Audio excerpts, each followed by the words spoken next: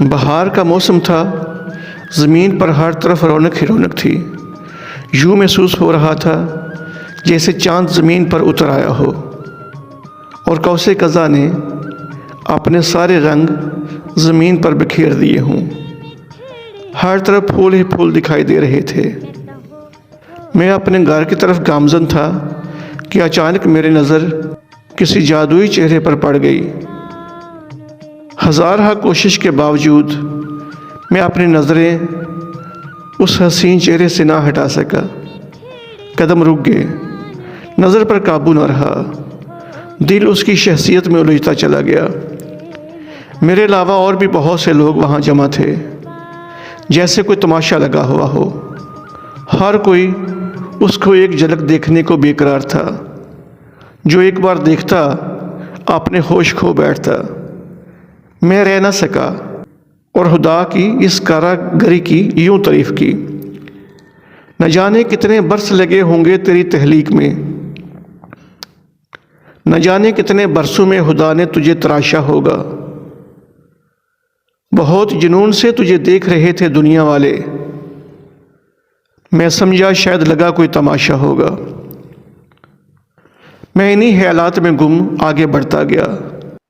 گھر آ کر بھی میرے دل و دماغ سے وہ نہ نکل سکی۔ مجھے عجیب سی چپ لگ گئی۔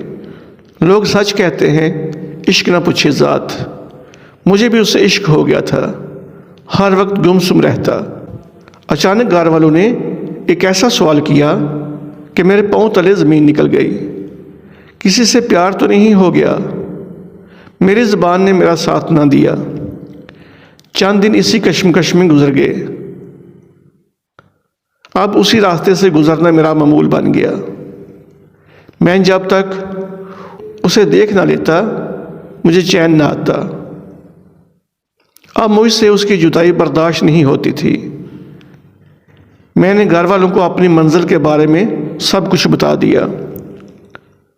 گھر والوں نے پہلے بہت ہیلے بہانے کیے، لیکن پھر میری محبت کے آگے انہوں نے ہتھیار ڈال دیے۔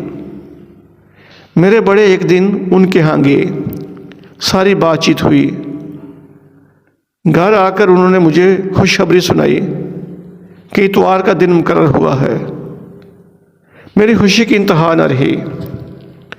اتوار کے دن میں چند معزز افراد کے ساتھ اس کے ہاں پہنچا۔ ہماری بڑی خاطر توضع کی گئی۔ چور نظروں سے بار بار اس کی طرف میں دیکھتا۔ آج تو وہ پہلے سے بھی زیادہ حسین لگ رہی تھی۔